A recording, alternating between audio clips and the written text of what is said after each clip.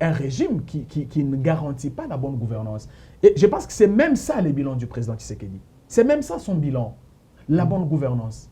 Et j'en viens pour preuve le retour du FMI qui avait posé ces conditions-là, la bonne gouvernance. Donc les FMI étaient partis parce qu'il n'y avait pas de bonne gouvernance. Ouais. Et cette bonne gouvernance, nous l'avons aujourd'hui grâce au leadership du président Tshisekedi.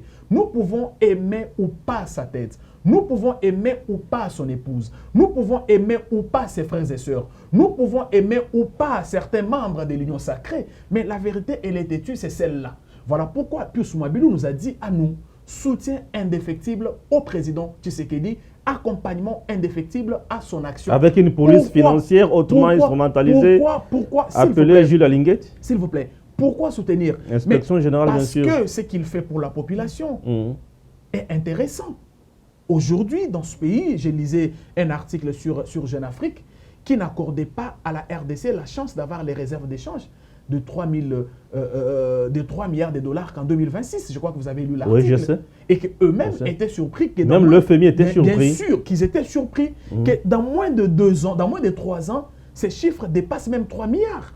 C'est 3,3 milliards. Ça, c'est le travail fait par le président Tshisekedi. Voilà pourquoi Pius Mwabilou n'a pas tort quand il dit aux militants de son parti que nous soutenons le président de la République, accompagnons son action. Et c'est la mission qui nous a assignée, nous étant porte-parole de son parti politique, c'est de dire aux Congolais que le président Tshisekedi n'a pas encore tout fait, je suis d'accord, mais il faut regarder d'où nous sortons, regarder ce qu'il a réussi à faire jusqu'ici. Nous, quand on grandissait, Stéphane Balamangé, le passeport, l'avoir, c'était un luxe. Bien sûr. Si tu as un passeport, ça veut dire que tu es d'une certaine classe.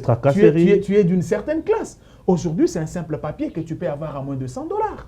Monter dans un avion était un luxe.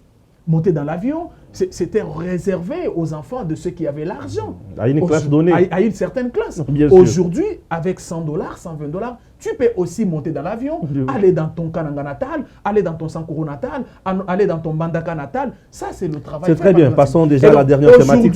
Aujourd'hui, les gens, par exemple, qui avaient... Non, mais vous risquez de me séduire là. Non, je vous donne les faits. Moi, je ne suis pas venu ici ni vous séduire, ni séduire ceux qui nous regardent. Moi, je suis venu parler aux compatriotes de ce que le président Tshisekedi et l'ensemble de son gouvernement sont en train de faire. Maintenant, à chacun de juger. Est-ce que de ce que nous avons dans moins de 3 ans, je vais vous donner notre exemple, je vais peut-être passer.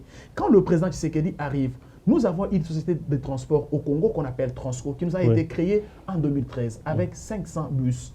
Mais quand le président Tshisekedi arrive, cette société n'a